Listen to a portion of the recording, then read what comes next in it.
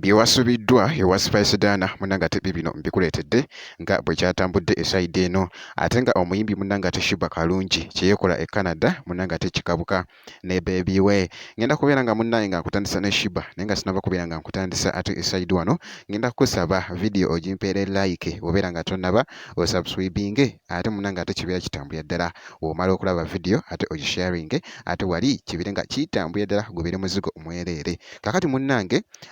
waliwo ekifaananyi ekibadde kitweddinga ennyo eky'omukyala munnange omuyimbi Sheebah Karungi kye yeekola e Canada bannange kikabuka muganda wange gwe alaba Jamina Tiogi naye ng'ekifaananyi ekyo munnange ate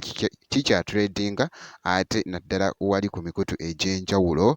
nga Facebook, Instagram, TikTok buli wamu wonna awali emitimbagano munnange ate kiri mu kutambula okukamalako obumazi. Ye mwana muwala omuyimbi munnange ate Sheebah Karungi engeri gy'abadde yeekolamu ebintu munnange ate n'omwana we gw'akutte mu ngalo. Jjukira nti nno omwana ono amwagala kufaako obufi era nga yamuggulirawo akawunti munnange. Yamuggulawo akawunti ez'enjawulo nga ku mitimbagano Instagram,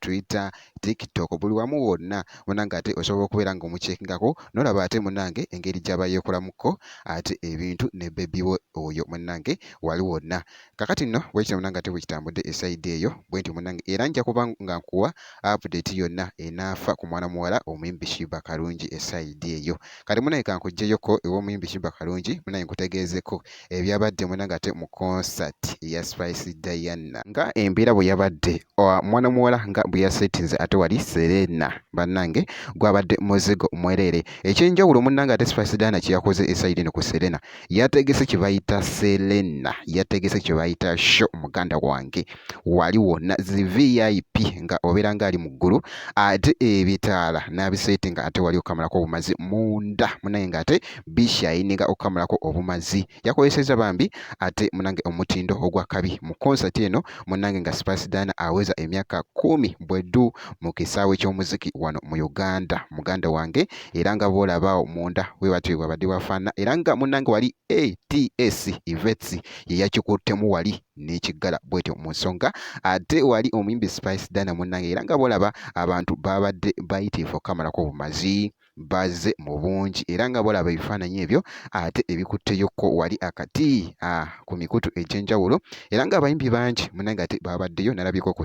ku Palaso kw'ossa n'abayimbi abalala bangi okukamalako obumazi naye nga mwana muwala munnange ate Spice Diana bw'ati bwe yakikubye esayidi eyo era nga twongera munnange ate okumuwa blessings ate okubeera nga ate akola ate n'ekisingakoko wano muganda wange atukube ate wali omuziki kibeere nga kitambulira ddala bulungi nnyo okukamala naye nga congratulations ate ku Spice Diana esayidi eyo ku concert eno munnange ate eyabadde wali ku Serena Hotel. Kaakati nno bwe nti munnange ate bwe nkoze ngenda kubeera nga nkomawo ate mu maaso awo making sure nti no subscribinga obeera nga tonnaba vidiyo osobola ogimpeera like ate wali kibeera kitambulira ddala nnyo ngenda kubeera nga nkomawo ate mu maaso awo katono nnyo bwe nti.